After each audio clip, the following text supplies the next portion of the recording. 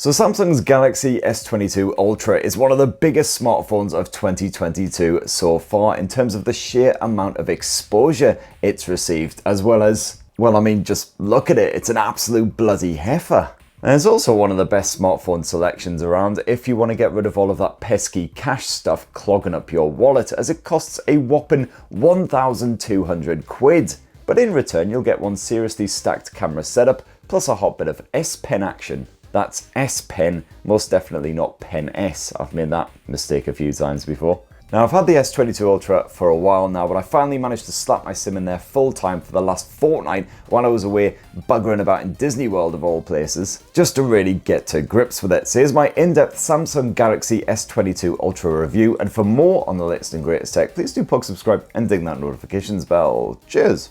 Now, I've got to say, after all this time, I'm still not in love with how the S22 Ultra actually looks. Samsung's design is kind of plain and boring compared with some rivals like the Oppo Find X5 Pro, not to mention very similar to last year's effort. And this might not exactly come as a massive shock to you, but trying to use the S22 Ultra one-handed is about as easy as convincing a pissed off grizzly bear to wear a tutu. It's flippin' enormous, and it's a really slippery bugger as well, so the only reason I haven't dropped this thing multiple times already is because every time I use it, I clutch it in this kind of killer death grip, like it's some sort of live hand grenade or something. And this thing has got a proper heft to it as well, so I certainly get a bit of arm fatigue when I'm, reclining in bed, holding it up above my head like so, not to mention the risk of actually dropping the thing on my face and fracturing my skull. Still, the good news is that even when I'm clutching this phone real tight, I've had absolutely no issues at all with palm intrusion, despite the fact that screen curves around the edges.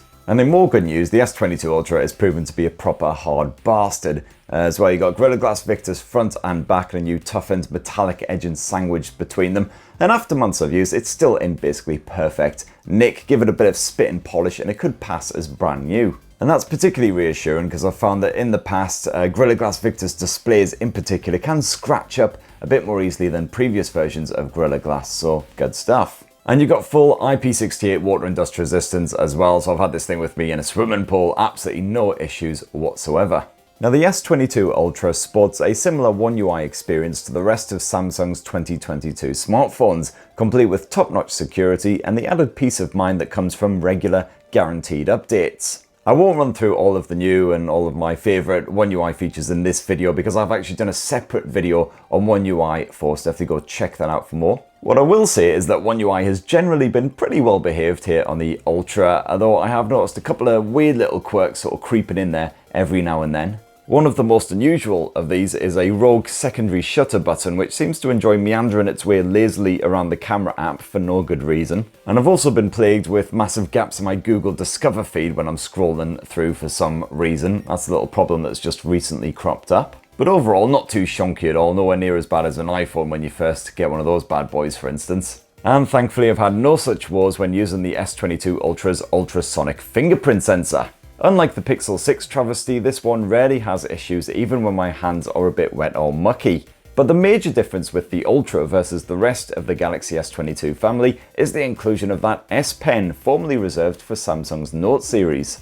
This is squirreled away in a handy little housing down below, dead easy to yank out though, just give it a little push, it will pop out of that bottom orifice. And I found that it's really comfortable to use despite the dinky dimensions, and sketching on that screen as well, just as responsive as if you were sketching on paper with a pen. The only thing you're missing is the kind of texture feedback. And personally, I find it's pretty handy for signing a document on the move, just making little corrections, things like that. Someone with actual creative talent could use it for sketching or a bit of light photo editing as well. As for the actual display itself, well, that's a dynamic AMOLED panel that's not far off 7 whole inches, and frankly, it is a bit of a stunner. I've happily watched entire feature-length movies on this thing while traveling and constantly been impressed by the smooth, sharp visuals. Most flagships and even mid-range mobiles these days do come with a great screen, but there's just something about the rich, deep pictures that a Sammy panel puts out. If I had to sum it up in just one word, it'd probably be lush, or maybe oof.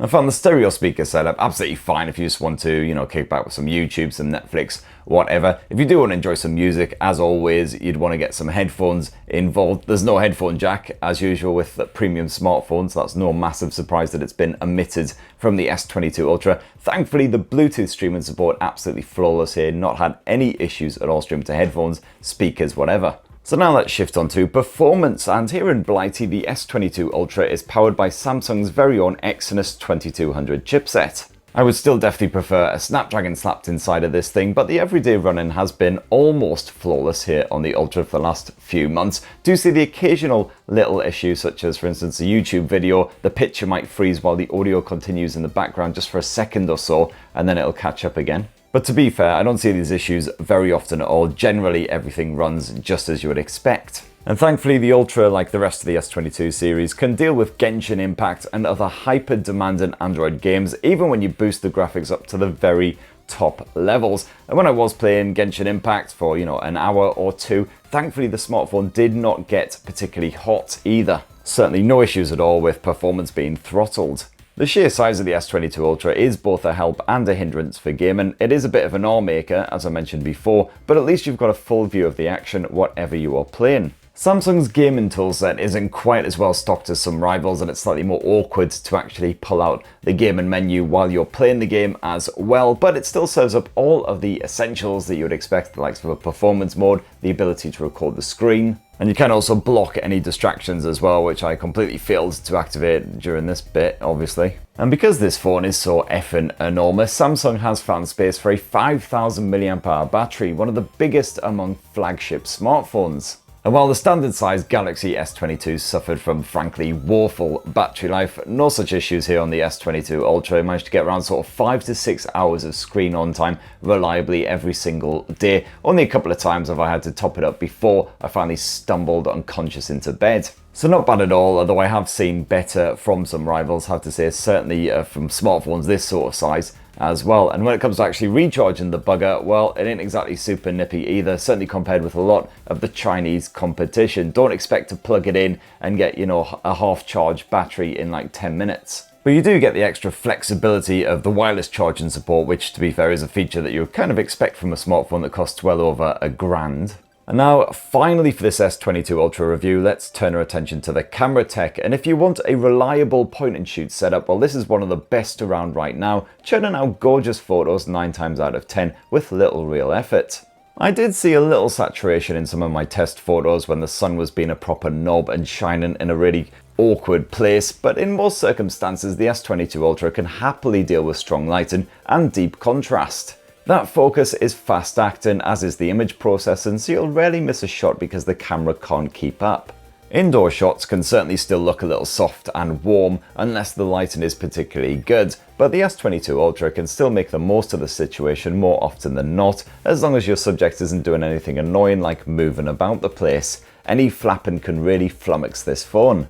And at night, the Ultra really excels compared with many rivals. Only the very best phones like the Oppo Find X5 Pro and the Pixel 6 can replicate a scene so vividly with so little light to work with. The dedicated night mode can also help brighten up things a bit when needed. Meanwhile, the ultra-wide-angle shooter serves up an eye-catching pulled-back view when you're snapping some scenery and without too much distortion or other issues. Colours are a bit off at night and in low light, but overall it's still one of the better efforts out there.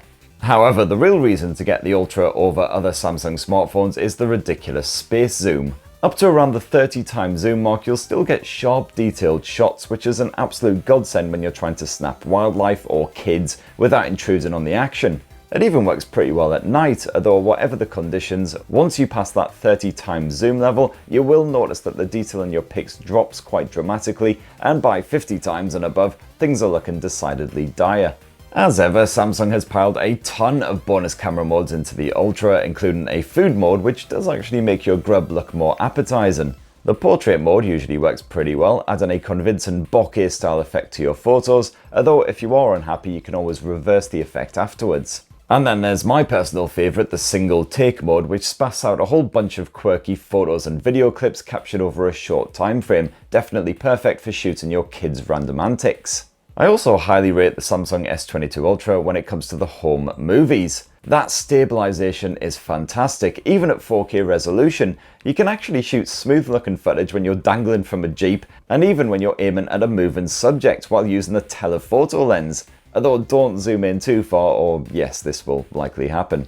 Swapping between the different lenses is a relatively smooth experience, giving you the flexibility to zoom in and out with just a quick tap while recording. Moving subjects look smooth on playback, and as with snapping photos, as long as the lighting conditions are decent, you will get plenty of detail packed into every frame. Shooting video at night isn't much of a problem either, if not quite as impressive as the Find X5 phones. Things can get a bit grainy, but no worse than with many other handsets.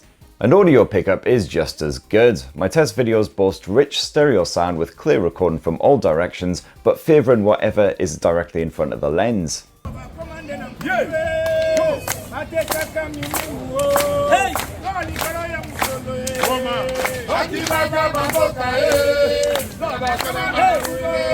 The selfie shooter does a decent job too. Like the rear cam, this can handle strong lighting without having a breakdown, while the view can be expanded if you want to fit in more mates or more background action. Again, in low light the results can be a bit soft and grainy, and you will want to keep your hands super steady to avoid any blur. Not an easy task when clutching a massive beer, having already drunk 2 massive beers.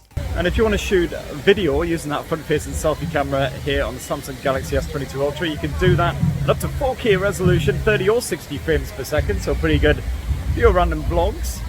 Disney bitches! And that right there, my lovelies, in a nutshell, is what I think of the Samsung Galaxy S22 Ultra after using it full time as my smartphone for 2 weeks and having used it on and off for the past 3 months. And I gotta say, the major drawback for me is definitely just how bloody big and cumbersome it can be. You know, that's just a personal thing. I prefer more compact, more easy to manage handsets. But you know, if you want a whopper and money is no object, well, the S22 Ultra packs some pretty bloody good specs and features. Personally, I think I'd rather go with a Pixel 6 or an Oppo Find X5 Pro, but what about you guys? Have you been using the S22 Ultra full time as your handset? Well, definitely let us know your thoughts down in the comments below. Please do poke, subscribe and ding that notifications bell for more on the latest and greatest tech, and have yourselves a bloody lovely rest of the week. Cheers everyone, love you.